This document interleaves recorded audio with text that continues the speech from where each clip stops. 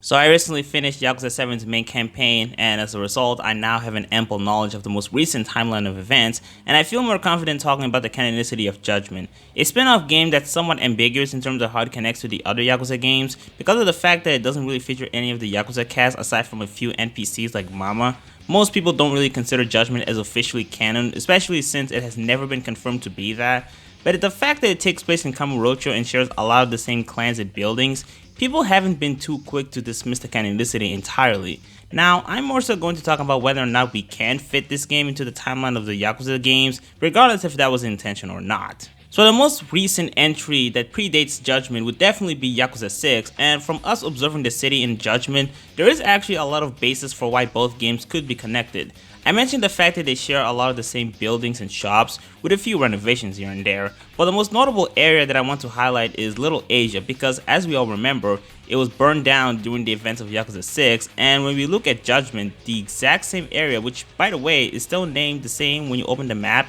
is now a restricted zone in a state of reconstruction, and in Yakuza 7, we can still see Little Asia still in the same state, and since there's no denying Yakuza 7 is canon, it's pretty much indisputable that this state of reconstruction is a result of the fire caused by Yuta. But honestly, if you really want to see more resemblance, look no further than Yakuza 7. I had actually overlooked this when I first revisited this area, but if you browse through the Nakamichi territory, you can actually still find Yagami's agency. At first, I didn't really see any reason for why it would still be there since his building has always existed in Kamurocho, and it's not like I can enter his office to confirm, but if you check one of the signs, one of them is from Yagami's detective agency. I became more curious and decided to check if the Genda Law office was still there, and as a matter of fact, it is. If you check the windows of the second floor, it has the character spelling out the name of the office exactly like in Judgment. Now, there are some arguments you could make that go against the canon theory. For one, if you play Yakuza 6 and try to see if the Genda Law office still exists,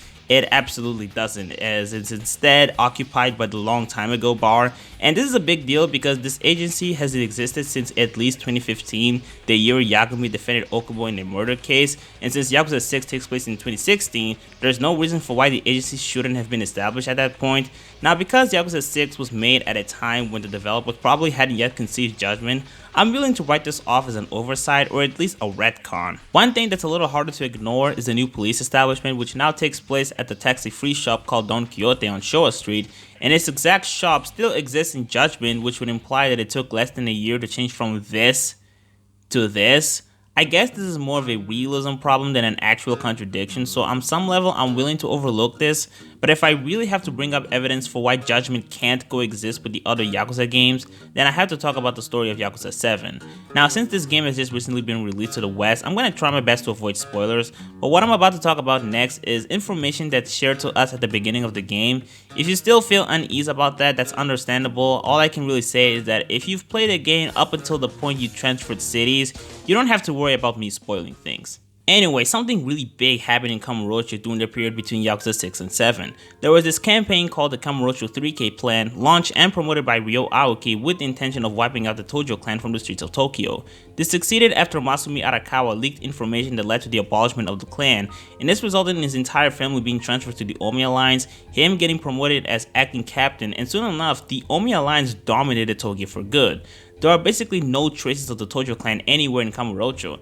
and if that's true, then it completely contradicts with the events of Judgment, because first of all, the Tojo clan is still very much active and the game takes place in late 2018. Secondly, there weren't any signs of the Omi Alliance invading Kamurocho in the slightest. In fact, aside from the Kyorei clan, which as far as we know has no ties with the Omi Alliance, there doesn't seem to be any invasion of outside clans anywhere in the story. I guess since the Kyorei clan is based in Kyoto, it's possible they might have some connections since the Omi Alliance is pretty dominant in the Kansai region, but until we get some kind of solid proof, this is just complete headcanon that shouldn't be taken as fact. And last but not least, there is no mention of the Kamurocho 3K plan anywhere, and that campaign started 2 years prior according to Adachi. And it wasn't like this was a small deal, it was that and Bleach Japan that really elevated the reputation of Ryo Aoki as governor. Even if you were to argue that somehow the Tojo clan wasn't yet crippling, gasping for air, and being bullied by the Omi Alliance back in December of 2018, which is a pretty flimsy argument already. It still doesn't make any sense that the 3K plan wouldn't have been brought up at any point in the story,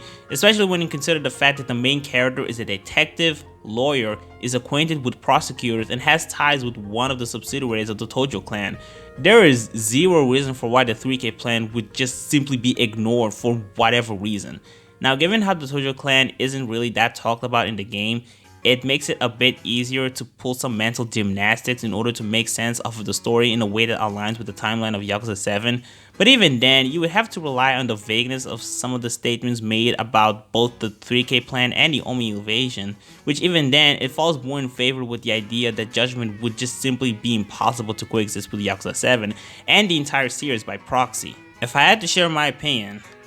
as much as I really don't want to admit it, I would have to say that Judgment is not canon. I really hope it gets a sequel at some point in the future, and maybe we can get some kind of idea of how the lore is laid out in the game, and after that maybe more concrete proof and possibly even clarifications can come up. Given how it doesn't seem like any of the mainline Yakuza characters will ever appear in Judgment, I doubt we will get anything as blatant as, say, Daigo making a cameo or something. But if, let's say, we had information regarding a supposed downfall of the Tojo clan, that might actually add more credence to the canonicity theory, but for now, I'm just gonna say that they don't coexist. Anyway, thanks for watching my video. Hope to see you all soon, and goodbye.